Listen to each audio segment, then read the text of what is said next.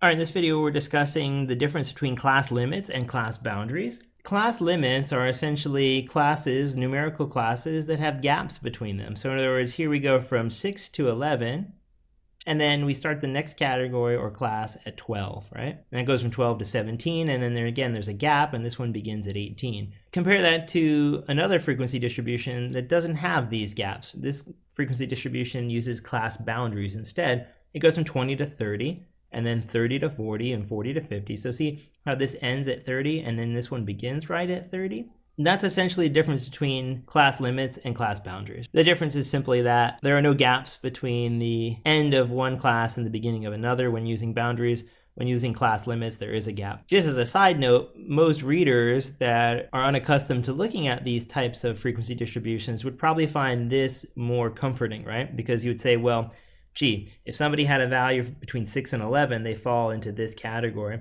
If they have a value between 12 and 17, they fall here. In this one, it's a little complicated if you don't know the convention. What happens if somebody has a score of 30? Where do you put them? Do they belong to this group or to this group? That's something you have to resolve. I'm going to explain how you resolve that in the next slide, but in general, you have to be aware that for the general public, a table like this could be slightly confusing because they may not be aware of the rule, whereas this is not confusing at all. So I would say if you're preparing a table like this and you know it's going to people who have dealt with this sort of distribution before, then you'd say, okay, they're going to get this. They'll know what I'm doing here. Here, maybe it's best to use this for the general public who would probably be confused by a table like this. Okay, so how do you decide where a measurement of 30 or a score of 30 falls within this table? Well, we're going to follow something called the Left-EndPoint-Convention. So that convention says the left endpoint is part of this class, right? But the right endpoint is not.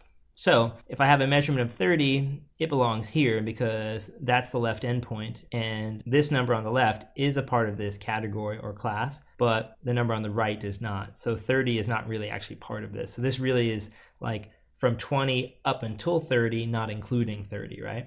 And this is from 30, including 30, up to 40, but not including 40, so on and so forth. So the numbers on the left are part of those categories or classes. The numbers on the right are not, right? So 80 is actually not part of this last category. So in other words, this goes up to 79.9999999, but not 80, okay? All right, so that's the idea behind the Left-EndPoint Convention. And as I said before, that's probably not known widely. So people who are scientists or people who are statisticians or who work with data a lot, they probably are aware of that rule or that idea, but the general public isn't. So if you're preparing a table for the general public to consume or to view, then I would say that you want to use class limits and use class boundaries when you're working with people who are more sophisticated.